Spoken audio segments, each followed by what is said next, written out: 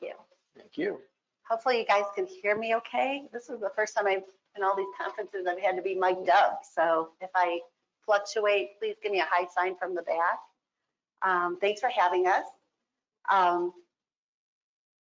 What we're going to learn about today a little bit. Well, first of all, let me see in the room. Do we have organizations that have third-party contracts with their service providers?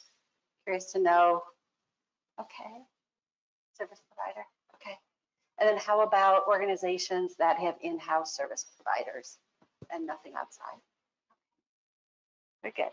All right. So kind of a mixed bag, John. Yeah. So that's good. I will tell you probably, how long Sodexo been with UH now for imaging? For Sodexo, 2018 is when we started our clinical engineering program. And I think if you had asked us in 2018, this presentation would have looked more like a celebrity death match. Yes, it would have. We probably wouldn't have been as kind. I think we're a kinder, gentler organization now. Had a lot of work. But in the presentation today, we're going to talk about kind of where we were, why we needed to change, what kind of things were out there that really forced that, if nothing else, for our own sanity and making sure our teams are well cared for, but then also how we got there, right? What kind of tools, there are some basic tools, some things that we did, and maybe some strategies that we could help you with, or you could share if you've heard all this before and you have something different or unique that you could share with the group that we can learn about or learn from you. Because it really is a collaborative effort. We always all seem to be in imaging kind of in the same boat, have a lot of the same issues, have a lot of the same challenges to come up with ideas. So strength in numbers here. So just wanted to give you a little sense of UH. We're in the lovely snowy confines of Cleveland, Ohio, and its immediate region there. So a little bit about us. Right, we're about 5.4 billion as a healthcare system in the revenue annually, about 1 million unique patient visits. Fairly large organization. When you think of Cleveland, you think of our friends down the street, right, the Cleveland Clinic. But at UH, quite a large organization. We are the second largest healthcare employer in Ohio, and from Forbes, the best large employer, first in health systems. So that's pretty cool in Ohio. As far as Fortune, I think this is really an important point too. Most innovative first healthcare system in Ohio. We value our research, and we know that imaging plays a key part in that. Again, quite large, 1.8 billion in medical equipment assets. And then the picture here is just our flagship, our academic center that's down in Cleveland. And so it's quite a large organization. You're probably very similar in size. Maybe some have smaller organizations. But when we talk about the need to work together and to be efficient in what we do, because nobody's got infinite amount of time or energy or money to spend, we had to figure out a way to be more efficient, to work better with each other in order to have better results. All right, a little bit of background. So, I mean, Michelle kind of went through who we were, and who we are. We're a 150-year-old company, just so everybody knows. You know, the first healthcare institution in Ohio. We are an academic research organization. We have, like I said, you saw 23 hospitals throughout. But one of the key elements, we've gone through a transformation, just like every other health system in the United States has gone through a transformation in the last 4 or 5 years. And throughout that transformation, we had some pretty unique things that happened to us specifically, which has driven us to come and work more collaboratively together. We had a long-term CEO that was with us for almost 35 years. He's led that organization for a long period of time. And just 2 years ago, he retired. And so our organization went from 23 disparate facilities to an IDN in the last 2.5, 3 years, just so you know. That's our journey that we're on. And so, you know, our total clinical operations and information optimization. Last year, just so everybody knows, UH was the first EHR transformed organization for Epic, that every application that Epic provides, UH deployed. So that's our application now, right? The only other thing we have is our ERP system, which is Oracle. It's and other than that, it's Epic. So our risk system is now Epic. You talk about our PACS, it's Epic. All these things that we've transformed to, all in one fell swoop. We did it in 12 months. So you take 23 hospitals and convert from all those disparate systems to that. So we've been through a very long journey for the last couple years. Another key element here is our imaging services leadership transformed, and you're going to see that as well in the upcoming slides. And you got Michelle, and Michelle's in the back there as well. She's part of our team, and they transitioned. We talked about clinical engineering transition. In 2018, we went from 4 separate clinical engineering programs throughout the 23 hospitals into one enterprise program. So a lot of different strategies that were happening and the like. So we were trying to bring that together. And then the last one is you talked about the service delivery, and that's what we're here about. How we collaborated, what centered us around the collaboration effort was what is the right service delivery methodology for medical device technologies? You know, you can't just have clinical engineering saying, how we're going to do it this way, right? When the clinical users have needs. And if we would have done that, you talked about us wrestling at the beginning. Well, we tell you, we wouldn't be wrestling. We would be having a boxing match kind of thing, type of thing. And if any of you were here over the weekend, the UFC fighters were here, and I learned some moves. So exactly. God knows better. Right. So just want to give you some of the background that drove us to where we're going in our journey. Okay, so let me start here. This is how healthcare technology began its transformation. How we did this, we did it unlike most health systems. We created a governance council. That governance council is our HTM steering committee. That HTM steering committee sets all strategic objectives and tactical objectives for the health system. That committee is comprised of all the chief operating officers and presidents of the entire health system. They sit on a committee. They meet once a month. Okay, I'm the chairperson of that committee, and I have to, guide it all. But they're the ones making all the decisions. Underneath that as well, we created 3 separate subcommittees to help us determine and drive the strategies that we want to achieve. The first one is our medical device and the IOMT security group.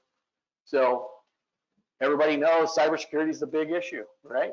And we're trying to drive that out. So what we've done is we've tied the IT department and from a security department perspective to the HTM department and our clinical users and our risk mitigation, our risk organization together and created a subcommittee.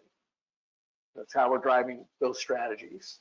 Next one is the Equipment Standards Committee. The Equipment Standards Committee is a group of physicians, clinical leaders, operators, finance people, executives, and alike. And they come and we set the standards, which manufacturer, which model, and which technology series that we're going to do over the next 10 years. And you're going to hear tomorrow Michelle and I, and with another partner of us, GE, we're going to be giving a presentation on how we're facilitating that in the imaging space, just so you know. So as we set those standards for the health system, we're creating strategies for long-term sustainment. Because our average age of our fleet is 17 years old. And that's not including just imaging, that's biomed. So you think about this. 17 years old on average of the 90,000 pieces of equipment across the enterprise. So we're trying to transform that. And the last one is the Asset Replacement Committee. We said, okay, we now know what our strategies are, our tactical devices that we're going to deploy. All right, health system fund it. And that's what that group is designed to do. They're designed to set that plan, that 10-year outlook, how we're going to invest in the organization to replenish the technology. Okay, all right, next slide. So our objectives, one of the things is to reform our legacy decision-making. So we talked a little bit about that. We were a decentralized decision-making organization. We decided that that's not the most efficient way to do things, and it's not going to transform the organization unless we centralize this. And I'm not saying centralize in the matter of one person making the decision. We centralized and we created another group of professionals, and we meet on a monthly basis, and we'll talk about that and in this specific instance, our imaging and our cardiovascular imaging and our oncology imaging groups. We're one team together, and we meet. Next one is aligning life cycle maintenance expenditures for the system. Instead of looking at transparent transactions, we're looking at total cost of ownership of all of our assets by modality, by manufacturer model, all the way down to that perspective. And where should we invest and where should we not invest? The next one is establishing a communication cadence. I'm going to say it that way. We were not communicating at all. It was very apparent that there's a lot of smart people that were a part of all these various different things, but nobody really came together to communicate. So we created a very structured cadence. We have a monthly meeting on how we talk about operations. There's daily rounding that's done in the operational spaces with the technical professionals, and then it rolls all the way up to our governance council. So you can see we've built that infrastructure, and what we've done, and the reason why we did that this way with that governance council, if we have problems with communication, it's not Michelle and I fighting about it. We talk about it, we bring it up to the next level, to the governance council, and the governance council, the COOs have to go out and change the culture of the health system.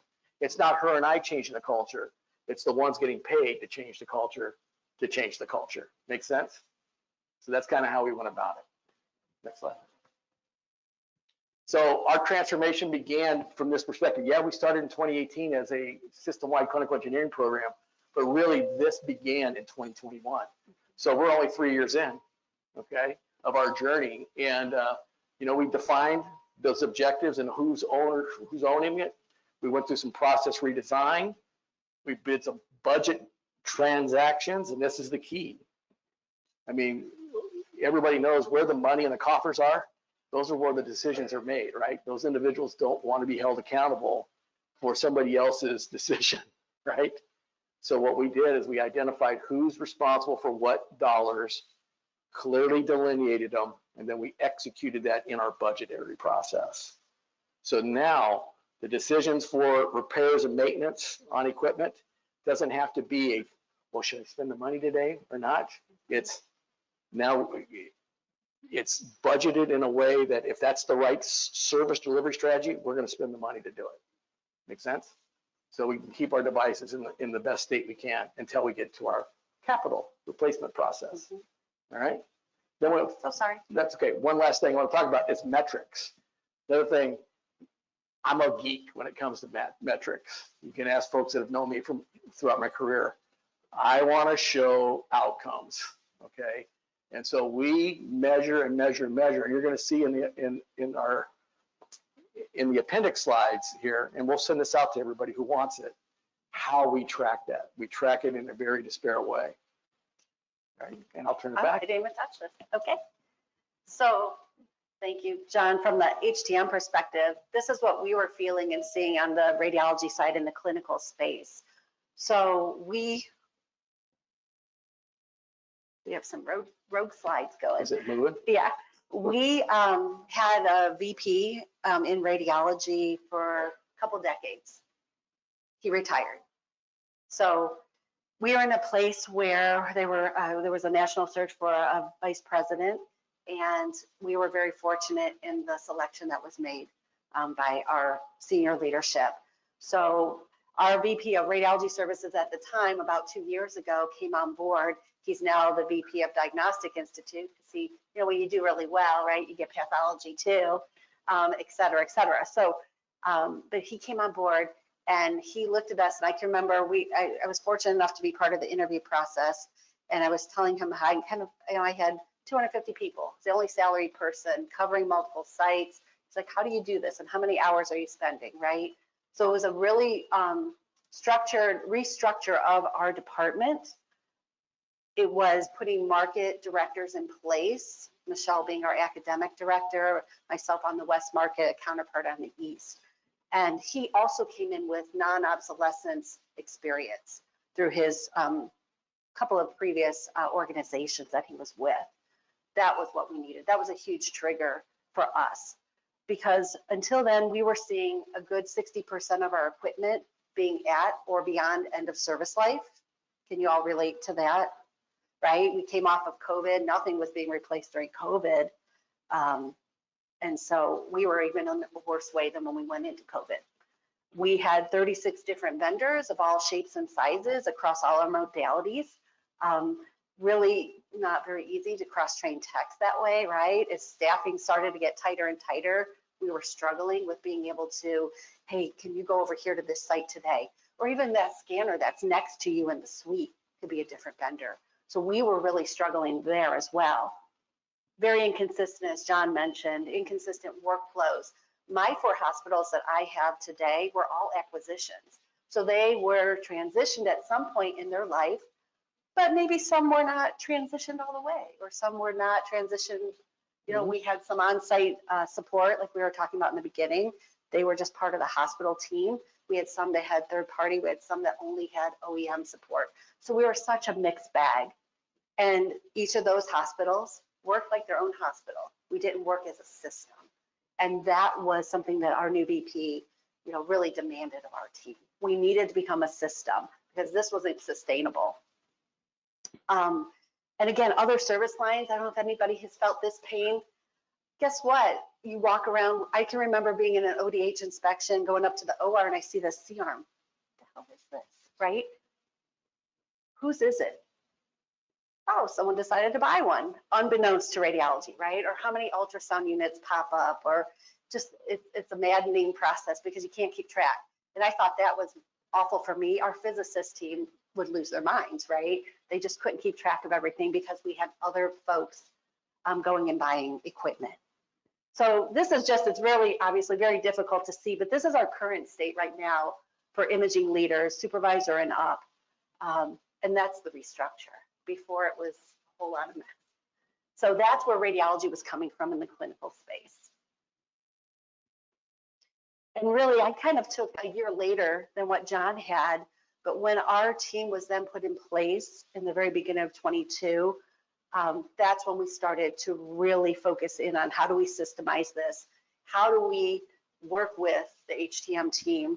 We can't just, I love John to death now, but boy, I'd be like, oh, we have an HTM. You know, we had to come to terms, and I'm sure we were not the most fun to work with either. I think, you know, from the clinical side, we had to rift, and we had to really go and work at it so that we could make sure that we were on the same page, talk about things, have those difficult conversations. So, and as John mentioned, tomorrow's presentation, we now have 2 signed contracts for 10-year management for a non-obsolescence in our space with GE and Siemens. And of course, Hologic has always been our breast imaging vendor, but that has all just transpired actually a couple of weeks ago for our Siemens contract, and then last year for GE. So we are now in that place where we can start making that 10-year replacement journey. A lot of that was working with this team. Our vendor for tomorrow with GE, they've been helpful. They've worked with us too as a partner. I know we're just talking HTM and imaging, but our vendors are important partners in that process. So we all had to really collectively come together and talk through. When we came to prioritization of equipment, I mean, 60% of our fleet needed to be replaced. We know we weren't going to get quite that much, right, in the very beginning, but we had to space it out. We had to figure out year 1 through year 10.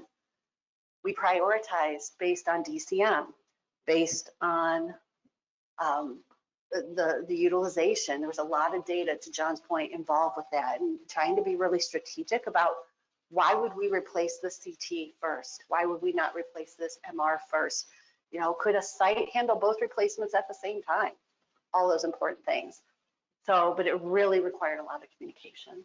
And so now as we start getting on this journey, we're technically in year 2 of our 10-year journey, but we plan on seeing that execution of that plan through. So we're in a much better place even today, even while we haven't executed a whole lot of this plan, but it's looking up. And so kind of understanding where John and his team were coming from, where we were coming from, these are a lot of the key decisions, the key drivers as to why we needed to go down this road. We were all facing after COVID, right? Fiscal challenges, never an easy day, never enough cost or revenue coming in.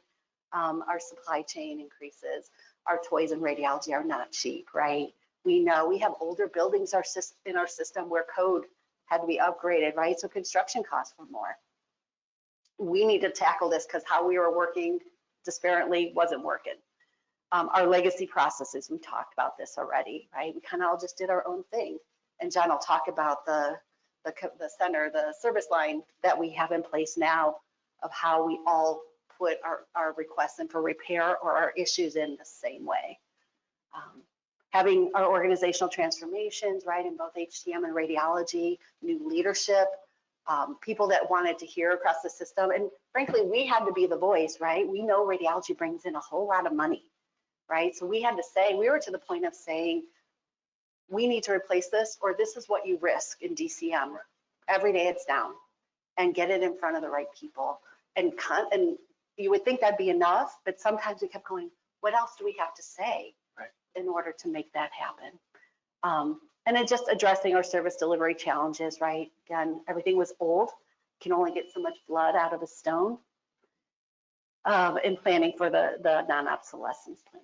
So those are our common things. And really when we could rally around these common items, that's when we started seeing some momentum. That's when we all were focused on the same things and not our own little worlds. All right. So, I mean, so you saw those key challenges that brought us together. Well, some of the things that we asked ourselves, you know, who, what, when, where, and how. We did the 5 whys, basically. Went through the process and determined what are those key elements and attributes that we need to solve for the why. That's kind of what we did, right? So who had this decision-making authority? That was the first thing that we really wanted to tackle, because that, like I said, whoever held the financial coffers felt they had the responsibility to make those decisions. And they may not have had all the right information to make that decision. That was the key. And so that was our biggest first challenge. And so we did that. Who's responsible for budgeting the life cycle of equipment? You heard her say that there were departments just buying stuff without anybody knowing about it, right? And how clinical engineering found out about it was after warranty, and a repair happened after warranty. So, you know, we're up inventory and everything we can, but some of these systems, they're not highly visible to where they were being used at. And our teams, because they were in use and the like, didn't touch them. And next thing you know, we get a service call. Well, where's this device? We have no asset number on it. There was no, you know what I mean? When did it come into the organization? So those were issues, all right? Why is there a change in another thing that started happening? As we started gathering our hands around this stuff, questions started coming from the clinical teams. Well, why are you clinical engineering changing the service delivery of how these things are done, right? And, you know, who gave you the authority to make that change? Well, that change came from the Governance Council, right? The Governance Council made that change and decision. They drove it down. And so each one of the COOs was supposed to go out and communicate this. They didn't do it very effectively, as you all know. They did not want to be the transformational group that they should have been initially. And so they didn't want all the negative feedback from the clinicians, not the clinical department leaders and not the operators. It was the clinicians. They didn't want the negative feedback. And being a university health system, we are a physician-driven organization. We are not a business-driven organization. So that was a key to that. And then, you know, how sure are we with the changes that we were making to drive the total cost of ownership optimization that was required of the organization? Are we going to meet the obligations of the clinical team? You know, because there were service contracts on a lot of things that no longer were going to be the strategy long term in the same level of coverage that they were originally. That's the key, right? Because we had to transform the organization from a cost perspective. And then the last one, our clinical engineering program is outsourced to Sodexo, okay? And so what investment does Sodexo have in UH? How in the world can you expect a third party ISO to be able to make decisions on behalf of a 23 hospital IDN, and they're the ones that actually can make those decisions. Okay, those were questions that were out there. Okay, and we had to overcome. So that's where we began the bridging the gap. So here's our bridge, right? And how we did that.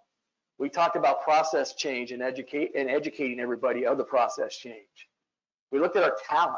That was another thing, because there were misnomers of the capabilities of the HTM team to do the work that we were saying that we were going to do. Okay, and rightly so, because I would be apprehensive if I was in their shoes on the clinical side. You're telling me that your team can do this when I've only had the OEM do this work forever? How in the world can they do that? They're not trained, repeatedly trained by a change or an update that comes with them on a device. How in the world can they stay up in their competency level? So that was something we had to overcome. And the last one was the communication. I was telling you that the governance council is supposed to help communicate this and drive it out. Well, they're all willing to make the commitment that you're going to go do this, but they weren't willing to take it to the next level and deploy the methodology out. So we took it upon ourselves in the operations side of the business to create the communication. So that's how we did that. So you got HTM and imaging, all right? We created a very structured engagement process. And that engagement process is daily rounding, like I said earlier. It's monthly collaboration meetings. It's ad hoc. We can talk, we made it clear to each other. We've created an AOC, an administrator in charge in clinical engineering, that's publicly announced across the health system. So if a call goes to the call center inappropriately and it doesn't work, or somebody's not responding, that AOC is now responsible for taking that communication back to the clinical operations team. They now have a conduit to communication 24/7. So those are the kinds of things that we did to optimize that outcome.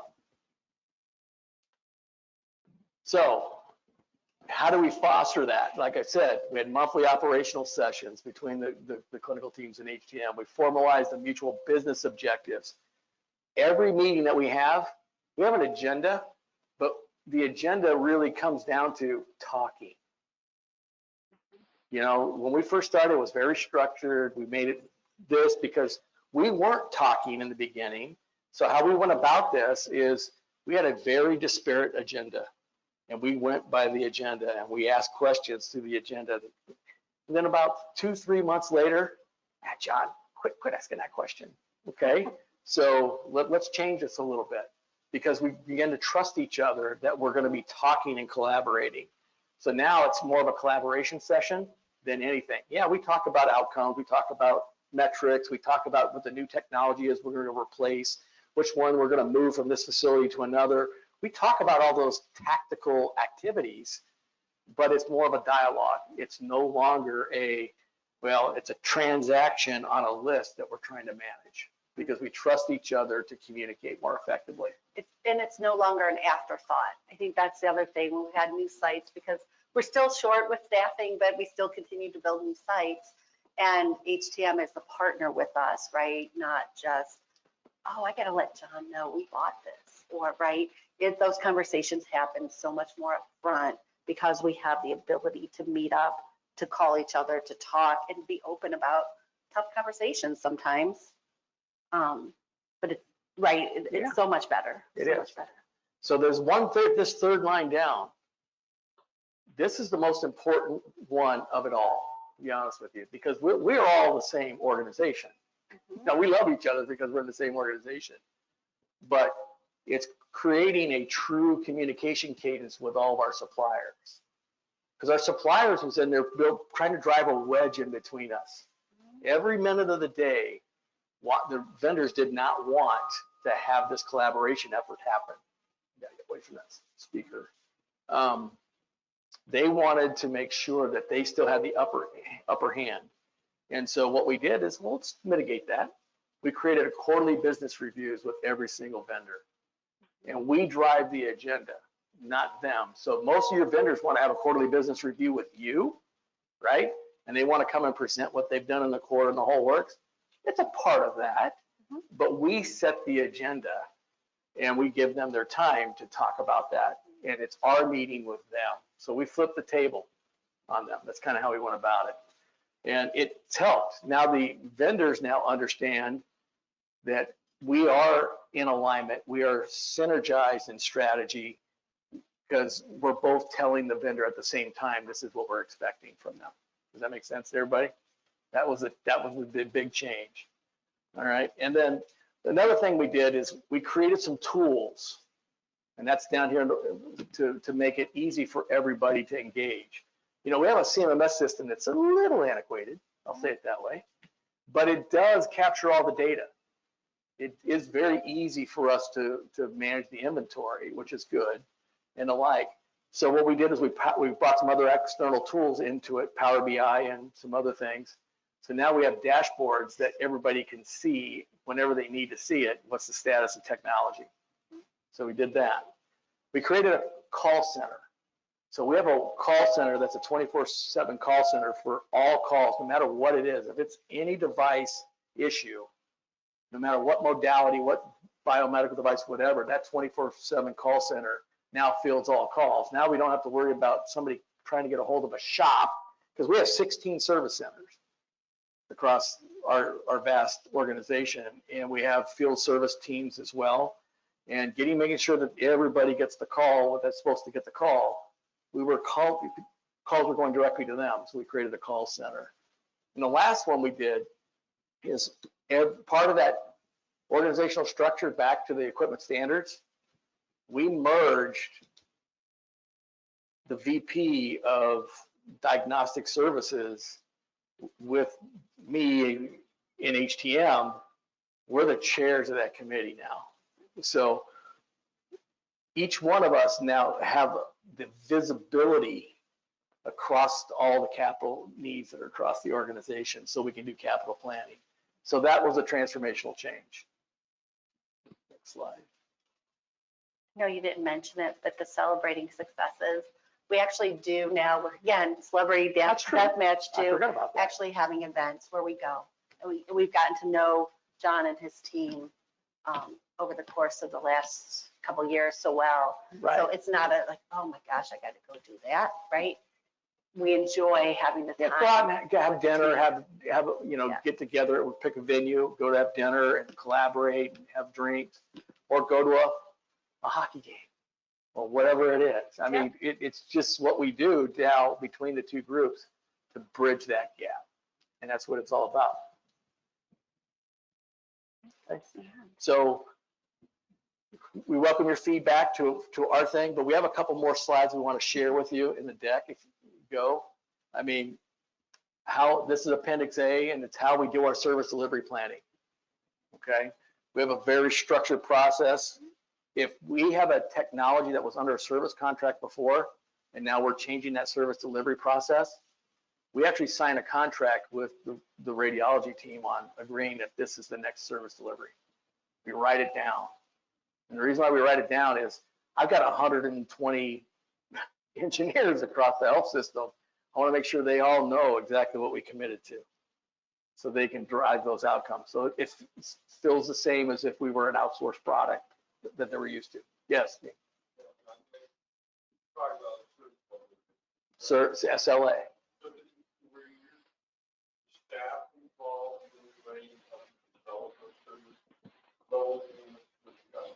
Yep.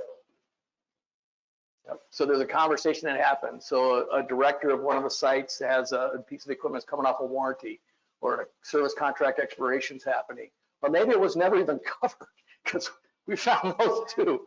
There were signs, what are we going to do with them, right? And who's responsible for it? That SLA for service delivery creates who the responsibility partners are. And we look at all options. There's another thing too. We're not bound by, from an HTM perspective, if a full service contract with a vendor is the right service strategy, that's what we're doing. So we use this process to determine how, to be honest with you, it'd be great if we could have a utopian world where our internal team has all the capabilities to service. We know that's not the case, right? There's certain things we're better at, things that we're not so good at this point. So we're evolving that process. And that's what this comes down to be. And you can see our approach is the blended approach. I want to make sure that everybody understands that. We've got things, like I say, full service platinum, all the way down to in-house support. In there, you know, we work a deal out with the vendor, and you'll hear about this tomorrow, that where we put it at very different levels to where our enablement strategy fits a 5 to 10 year outlook. Because our whole objective is to keep that device fully viable for the health system from a clinical outcomes perspective. If it's not working for that, we're not getting any revenue. We're not getting the clients coming into wanting to be served in our organization. So clinical engineering doesn't have a job. So that's another key element that people got to look at it from that perspective. There's no need for us because we don't have technology. We've had to take that hard look at ourselves for that. Okay. Next slide then. So this one is the tool. So this is the document, Dean. Okay. So you can see 120 days prior to the service contract expiration or warranty expiration, we begin this process. We go and have a conversation with the clinical department teams, and we share with them, these are the options that are sitting in front of us. Which one are we comfortable with today? And then which one will we be comfortable with in 12 months, 24 months, 36 months? And it may not be a service contract for 36 months. It may be the first 12 months we're going to put under a contract. Next 12 months we're going to do a parts only, whatever it is, and then ultimately we transition the service delivery strategy. That's kind of how we're doing that, right? That's okay. And then you can see we have very key cadence points that we're trying to deliver. And when we have the conversations, this way we're not, we had a point in time where contracts were the inverse timing of this. Mm-hmm. They were expiring and we didn't know about it. Supply chain, and we're not going to pick on our supply chain partners. It was how they operated. So through this process, we transformed supply chain too, just so everybody knows. I mean, it's not just our two departments, it's a lot of other departments that were a part of all this transformation. But they would let contracts lapse and nobody knew about it. They wouldn't send a copy of the contract to the owners of the equipment. Nobody had them. We didn't have them either in clinical engineering. It was all being done through an MSA that they were doing with the manufacturer. So that's the reason why we brought the manufacturers into the process, if that makes sense. So that's kind of our cadence of how we use this tool. Okay, and the final slide, I think, is this is the collaboration sessions. So we have monthly standing meetings. We have participants of all different disciplines. We even bring in the physics team. Mm-hmm. This was something that we didn't think about in the beginning. And the physics team, for those that are in the HTM business and service business, that physics team may not have the same test equipment or calibration level and settings of the test equipment that you have, just so you know. So you do something, replace a tube or whatever, and they go in and they're doing their PCRI test on that system, right? And they're saying, this we have an artifact here, you have a problem here, you have a technique issue here, you got an outcome issue here. Well, they're measuring it with their tools, and we're saying, wait a second, no, we just did this, it's right on. Our vendors were even saying, wait a second, no, these are right on, okay? So what we've done is we've incorporated the physics team into this process now, and we make sure that all of our test equipment is the same model that they're using, and also we use the same valid calibration vendor for the systems. So we learned that last year, right, Michelle? It was a challenge, but we learned it, and so that's what we've done, and it's made a big difference. I don't think we've had an issue in the last 6 months. Yep. Because of that. Yeah. It's less work. It's in-house. And they're a very solid group of professionals. And their whole goal is to make sure that we are in compliance. But they weren't part of the collaboration effort until we realized this happened. Now they're a part of that process. Okay. But you can see this is how we structure our meetings, and it's really made a transformation for us. Then the last thing is our strategic equipment replacement planning. We have two methodologies. We have our methodology for our obsolescence agreement with our partner, channel partner that we have. Our two channel partners now, because last 2 weeks ago, great, two channel partners. Yeah. So we have a process, but we incorporate that into our capital replacement planning efforts. So we do monthly capital replacement planning, we do annual replacement planning, we do 5-year replacement planning, and the whole works throughout this entire process. But how we do this is we budget on a quarterly basis. A lot of organizations say, well, let's get a capital budget set for an annual amount. Well, then you've got all these challenging, you may have a contingency event that happened that wasn't on your plan. So now you're spending money out of that contingency bucket, you know what I mean? And it's just pulling out of your main buckets. I said, stop that. We need to have a contingency plan, and then we need to have every single quarter, we need to strategize how we're going to spend the money in that quarter. This way, we know we're going to spend the money on the technology because we were not replacing things that needed to be replaced. We were reacting to all the service, the systems that were down.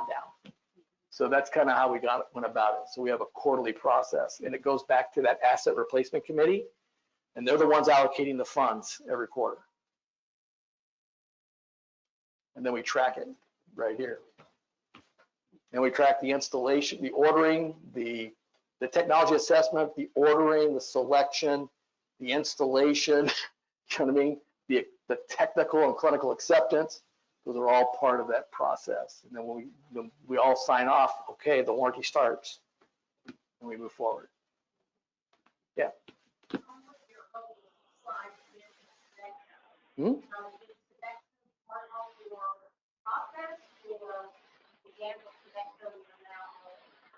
No, great question. Sodexo's been a 20-year partner of UH. They have all lines of service: food, EVS, construction management, facilities management, and everything.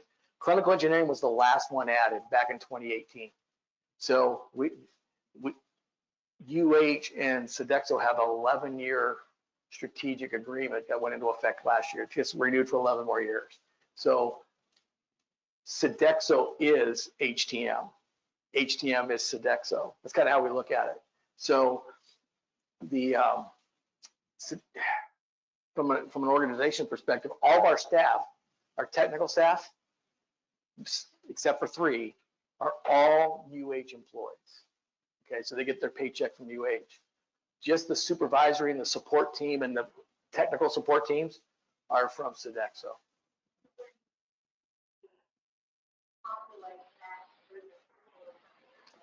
Awesome question.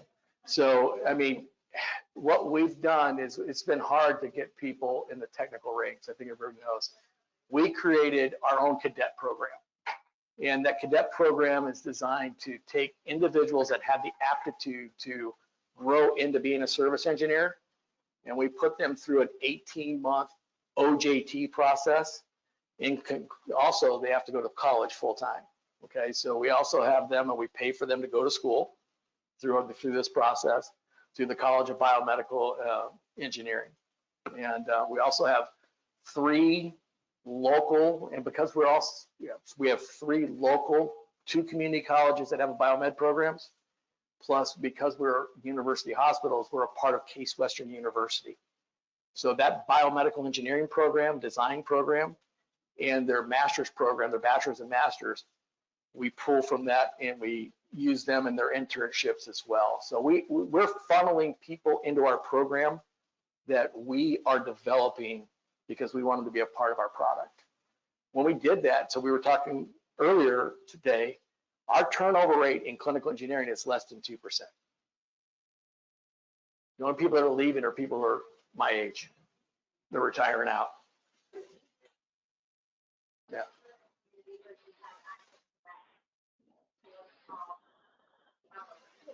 Right. Right. I agree.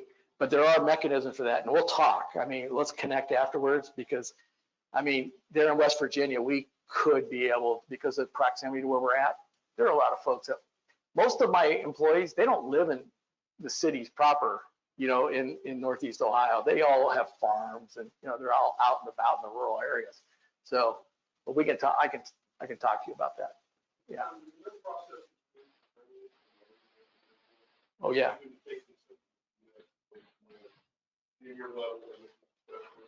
Yep. Yeah, great question and great approach. I mean, how we do it, we don't do the traditional process that you have to have an open position to promote. It's on the aptitude of the individual.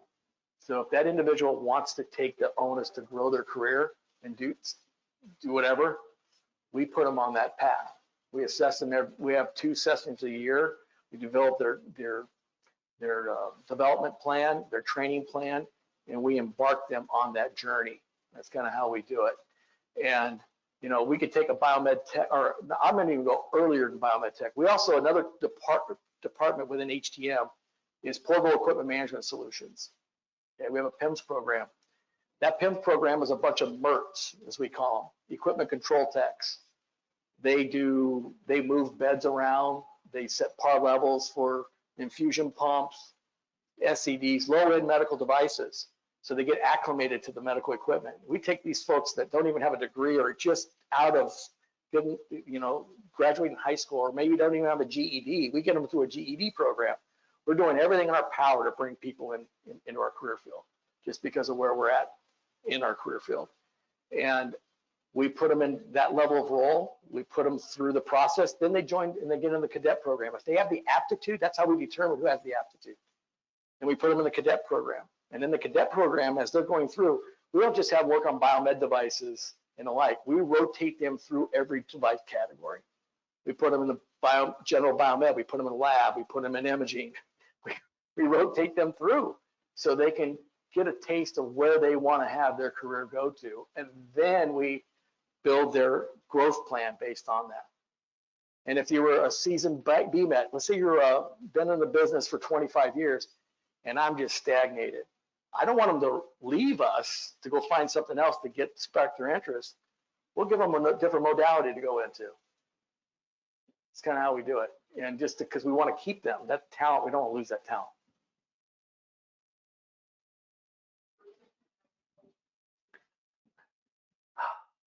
Less than 5%. I mean, like I said, most of them are retiring out. That's the thing. I mean, we've had some folks where we celebrated, what's his name? Ricky. Ricky's got 42 years in the shop. And we've got like 8 people that are over 40 years. So when they come to UH, they don't want to leave UH. You know what I mean? We have a good culture, but the fact of the matter is, they know that they're valued in the health system. So that's why they stay.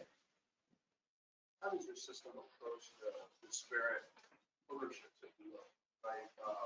The clinical ownership of the device, the maintenance operations ownership of the device, the IT ownership of the device, the requirements to meet UHS standards. So you go back to our committees, right? So we have representation from not only clinical apps, we have IT, you know, we have the network team and the whole works. We have ongoing meetings constantly about about how we support technology. So that's a part of that service delivery strategy. It's not just us trying to figure out that. We look at if it's going to communicate to the EMR, what is the right strategy for that? Okay. If it's going to be, if we have to do remote diagnostics, let's say one of our vendors needs to do remote diagnostics in. We figure out exactly what is the most appropriate mechanism for that. Is it a VPN, or can they be trusted on our network? And then we go through the entire process to determine, and we enable them if they're trusted to be in our network. Now, if they have to call into our network, we have protocols for that as well. So we bridge that portion of from an IT perspective. You know, the clinical departments, they tell us exactly what it is they need for their operation to be successful. And it's up to us and the support teams to try to make it work for them. That's kind of the approach we're taking. How do you define non-obsolescence? Because that's a pretty broad category, right? There's the clinical functionality, there's the maintenance, let's say liability, right? There's the technology infrastructure. There's a lot of different things that can go obsolete at different times. How are you balancing all of that in this? Yeah, great question. We've just started this. Okay, so we are in phase 1 of this. You know, like I said, we've been only doing this for, you saw our timeline. But from a technology obsolescence, and like you indicated, there's multitude different components of that. So if our team's doing the maintenance on a piece of equipment, preventative maintenance, when they're out doing the PM or preparing for the PM, before they even go out to the device, they go out to the website of the manufacturer. They look up the model, they look up the information. Is there any updates that need to be downloaded to update any bug fixes or anything like that? That's stage 1. Okay, so our team's doing that through that process. If we have a vendor that we're calling in to do that PM, we're doing the same thing when we're having the conversation with them. Make sure before you walk away from that device that all the bug fixes have been downloaded.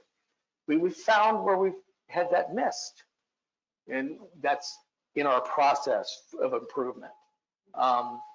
Next thing is, you know, we're finally getting around the inventory component of it, understanding what our operating systems are. Okay, how is it connected to wherever it needs to be? And you know, we do have some systems that are, I'm going to say, older than Windows 7, because we do. I'll leave it at that. But we have strategies to make sure that we're mitigating our risk. You know what I mean? We segregate them when we can, when we identify them. But there's items we don't even know about yet. So as we come across those items, we have that conversation with all the disparate groups. And then we get to the next phase of this. We're at a device that's 15, 20 years in. There's really nothing that's coming from the manufacturer for us to update or whatever. That's where it goes into the capital obsolescence process. And then when we renew that, and we'll talk more, I don't want to steal tomorrow's thunder. Tomorrow, if you guys come to the session in the morning at 10, what time is it? 10 o'clock? 10:30 in this room? We'll talk more about technology obsolescence from the device replacement perspective. And clinically, when we look at obsolescence, we have teams, obviously our section heads, our radiologists, we get feedback from them, our physicist team, our rad IT team. We're fortunate to have our IT and radiology be part of radiology away from IT, even though they're so closely connected. And then we have what we call our clinical triads. So for every modality, we have a small group of individuals who are key decision makers for our entire system, includes radiologists on both the community and the academic level, technologists, same thing, community academic, a physicist, a rad IT component to that. And then one of our radiology managers is tied to that group, and they're kind of that glue that keeps that facilitating. They meet on a quarterly basis generally. And when we go to say, you know, they help us with prioritization of the plan, right? What do we need here? What do we need at an academic center versus what we need in the community? Is it a heavy cardiac center? You know, what are we supporting there? And then that plan actually goes up to our strategy people too, because they may know what we don't know, right? What's coming, what's brewing, where's the next build, to make sure that we can support. And once that's all conveyed, then it goes into that ranking of replacement. So we already know what our risks are and what needs to be done.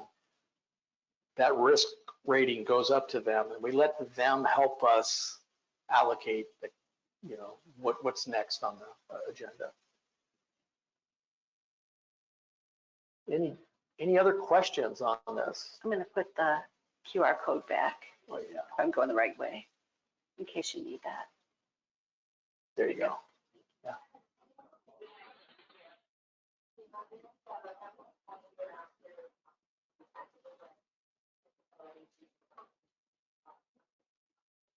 awesome question. So you notice how we had the governance council and had the three subcommittees? The equipment standards committee, we have a lot of influence coming from supply chain and our GPO on that committee. Okay, that's where it really comes in. We actually have every one of our technologies that we have a contracted MSA with or a standard to, it's documented. So you saw that last slide, it had all those device categories.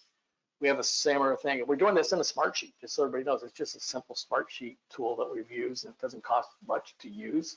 We put it all there, but we have all those technologies, and we identify end of life, end of support, the whole works. We have it all dated out.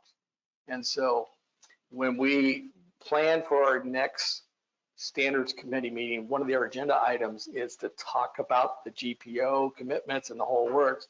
What's the next RFP that we're doing for renewal, whatever it is. And then our partners from supply chain that's a part of that group, they do all what they need to do and they bring it back to us. And then they, you know, if they're creating an RFI or an RFP, they actually come to Michelle and say, what are the standards, the baseline standards? And then they start there. Then they throw it over to HTM and IT and to facilities and say, okay, what's your baseline expectation of a standard? So that's kind of how it's working. It didn't work like that before. It's working like that now. And that's what got us into the state where we now have two major channel partners, because we did the RFPs that way. Everybody was a part of it. And we're excited about what this future is for us. So I know you guys are a new group, right? The FDA just got a statutory authority over cyber. We expect it all impact, right? The release and approval, submission and approval of new devices. Yep. Right? And so old devices will most likely, right, go stagnant until those next generation stuff comes out, right? Right. So as your organization begun to think about that, and if so, what are your points? So we've thought about it. Okay, we're beginning dialogue. We haven't socialized that yet to all the various different groups. It's just right now between IT security, HTM, through our, IOMT subcommittee. We're starting those conversations. As we talk to vendors and vendors bring it up to us, then we get a little bit more traction on it by vendor basis. But we're still trying to interpret how it's written. I'm going to say it that way. What impacts are going to have on us on our existing fleet? Because we're not going to be able to transform. You saw it was $1.8 billion worth of assets. That's our old asset value. Okay, that's our current install base going back, but at the point it was bought. Okay, so if you take that, add in cost of inflation for 17 years on average for our fleet and all these other things, it's more like $2.5, $3 billion worth of install base. So if we have to go replace it all, that's kind of where we're at as an organization. You look at, if you saw, our organization's a $5.3 billion organization. That's over almost 40% of our entire,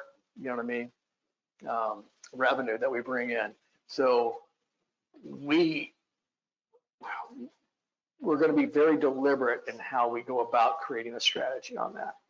And most likely for those systems, if they indicate to us that they all have to be replaced, we're going to figure out a way, only if they're connected.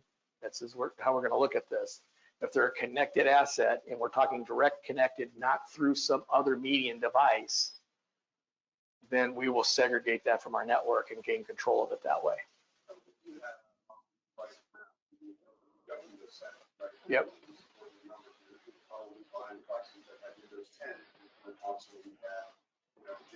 Yep. Like this will survive, 10 plus years in your environment. Right? Yep. So the real thing is understanding where the risks in the equipment lie. Right? Can you protect against those risks adequately? Right? And then looking at the horizon, right, to see when the manufacturers solve that risk in the future iterations. That's really what we haven't seen Right. in the past 10 years. Nobody's held them accountable to it yet, theoretically, right? So that's another thing. So I'm glad this is being brought up, because you, as the owners of technology, you need to hold your vendors accountable for committing to risk mitigation from a cyber perspective. Only through the ownership of the assets, pushing these vendors to make that change and that transformational change, are we ever going to get them to provide us those solutions and give us the right information as we're buying technology to be able to manage that. So this is something that's been talked about for 15 years, okay? No traction has been made. I mean, traction's been made in the last probably 3 to 5, because it's been a big hot topic with HIMSS, and HIMSS has been driving every one of their annual sessions related to this. But it's going to take those who own the technology and support the technology to make that commitment to force your vendors to be able to give us that level of information to transform.